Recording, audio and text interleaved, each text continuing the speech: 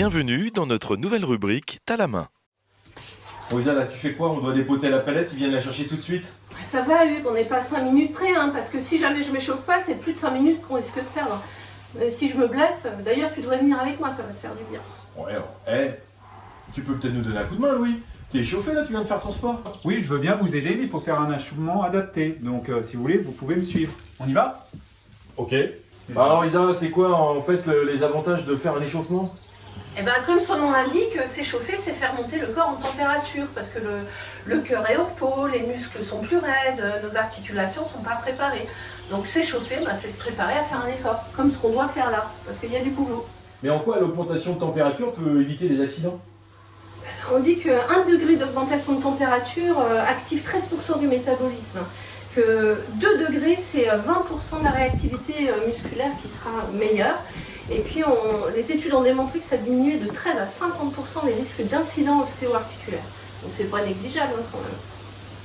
Et toi Louis, dans ton activité sportive, t'en penses quoi? Ah bah moi, elle est primordiale, l'échauffement. Je commence pas une activité principale sans échauffement. Et ça permet justement de réduire le risque de blessure, de permettre de s'échauffer pour l'activité principale. Pour moi, c'est primordial.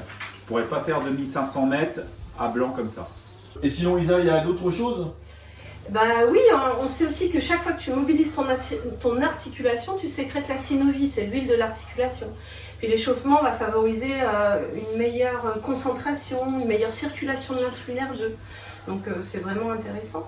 Et puis il y a même des études qui ont démontré que quand c'était pratiqué comme on le fait là collectivement, ça avait un impact sur l'ambiance et le collectif de travail. Donc tout bénef. Ah ok, ça semblait évident maintenant, mais pourquoi c'est pas aussi naturel dans notre activité professionnelle de s'échauffer? Je pense que c'est pas dans la culture de l'entreprise, hein. Peut-être la peur du ridicule, du regard des autres, puis aussi on ne sait pas forcément quel geste réaliser. Puis les gens ont souvent l'impression de perdre du temps quand ils font ça. Donc ceci expliquant peut-être cela. En résumé, il faut s'échauffer où et pendant combien de temps? Juste avant de faire un effort sur le lieu de travail ou chez toi, 5 à 10 minutes, et hop, c'est parti, tu peux démarrer ton activité. Et oui, il faut penser aussi à la récupération après l'effort ou après l'activité physique et sportive. Un retour au calme à base de stretching postural à la maison. Finalement, tu as la main pour éviter de te blesser. C'est d'accord, maintenant je commencerai à m'échauffer avant de faire une activité physique. Vous l'avez donc compris, et comme nous l'ont conseillé Isa et Louis, t'as la main sur les échauffements pour te permettre d'être plus performant et de rester en bonne santé. À bientôt pour une prochaine rubrique T'as la main.